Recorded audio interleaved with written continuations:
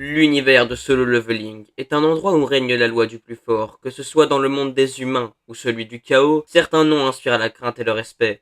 Parmi les monstres, 9 noms inspirent la crainte et le respect.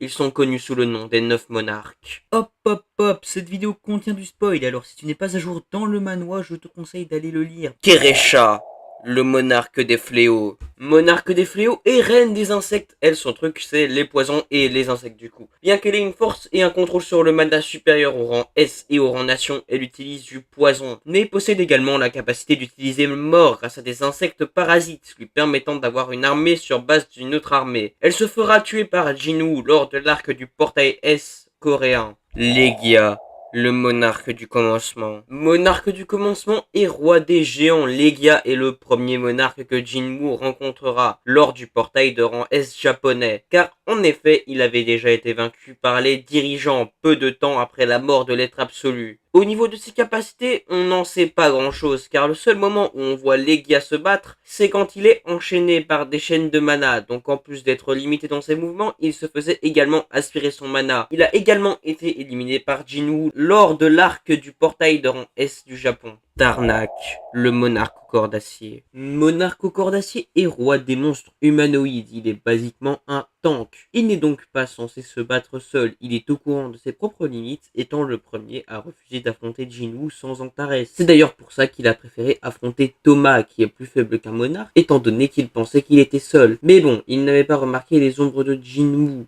Étant privé de communication par Tusk, il s'est donc retrouvé seul face aux deux généraux de l'armée des ombres, Beru et Bélion, face auxquels il perdra et mourra. Yogumunt, monarque de la transfiguration. Monarque de la transfiguration et roi des spectres démoniaques. Il est basiquement un support. Pouvant créer des portails à volonté, il s'est avéré capable de ramener l'armée d'Antares à lui seul. Donc il n'est pas très fort seul, mais son utilité dans une bataille peut être décisive. Malgré ça, il a quand même été affecté par la peur draconique de Jinwoo, le monarque des glaces. Bon, déjà, il s'appelle Silad selon le wiki. Moi, je savais pas, donc je place ça là. Je sais pas pourquoi. Mais bon, monarque des glaces et roi du froid, il a une maîtrise totale sur cet élément, capable même d'arrêter les ombres en dessous du rang maréchal. Il utilise un trident et il est celui qui a tué Gogun-hee, le président de l'association coréenne, et a réussi, avec l'aide de Rakan, à mortellement blesser Jinwoo, causant ainsi son éveil. Mais il s'est quand même fait one-shot par Jinwoo après son éveil. Bien qu'il ait été épuisé par la métallisation de sa forme spirituelle, il n'a pas été capable de semer Ygritte après son retour au rang maréchal. Baran,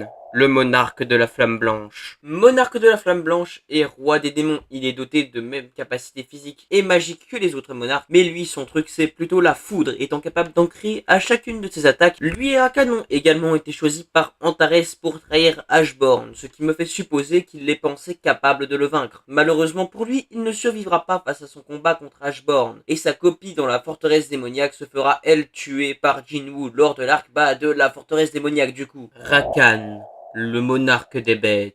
Monarque des crocs et roi des bêtes, il est doté de capacités physiques et magiques similaires aux autres monarques, sauf que lui, il peut se transformer en bête, un peu comme Baek, boostant toutes ses capacités physiques. De plus, son instinct animal lui permet de sentir l'aura de Jinwoo, ce que seul Antares a réussi à faire. Comme Baran, il fait partie de ceux choisis par Antares pour trahir Ashborn, sauf que lui réussira à s'enfuir et donc à survivre. Il se fera également tuer lors de l'arc du portail de rang S coréen, sauf que par rapport à Silad, lui, il aura réussi à tenir 4 coups face à Jinwoo. Ashborn, le monarque des ombres. Monarque des ombres et roi de la mort, il était à l'origine le fragment de lumière le plus puissant. Cependant, après avoir péri de la main des autres fragments en voulant protéger l'être absolu, il est revenu à la vie sous la forme du nombre. Il a rejoint les 9 monarques, suite au déséquilibre engendré par la capture de Legia. Il est considéré comme supérieur à la plupart des monarques, étant craint des deux camps, celui des monarques et celui des dirigeants. Sa principale capacité est l'extraction des ombres, qui lui permet d'extraire des ombres des cadavres des monstres morts au combat. Sung Jinwoo,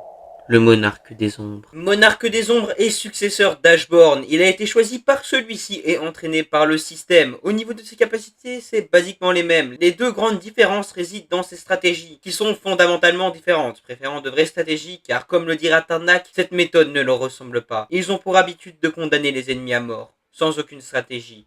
C'est une tactique humaine, mais également dans sa capacité à matérialiser sa forme spirituelle, ce que ne pouvait pas faire Ashborn en raison de sa nature de fragment de lumière. Antares, Le monarque de la destruction. Monarque de la destruction et roi des dragons. Il est le monarque le plus puissant. Il règne donc sur une armée de dragons, préférant les attaquants surnombre. Il reste quand même un monstre seul. Il est capable d'utiliser toutes les capacités de base des dragons, dont la peur draconique, leur capacité la plus redoutée. Il est capable de se transformer en une forme spirituelle, comme tous les autres monarques, ce qui le rend encore plus puissant. Il se fera quant à lui tuer une première fois lors de l'arc final de Solo Leveling, mais se fera tuer une seconde fois dans la faille dimensionnelle par Sung Jin-woo après l'utilisation de la coupe de réincarnation, comme tous les autres monarques. Bon, voilà ce qui conclut cette vidéo sur les 9 monarques de Solo Leveling. Bon, vous l'avez peut-être remarqué, mais j'ai été malade pendant la première partie.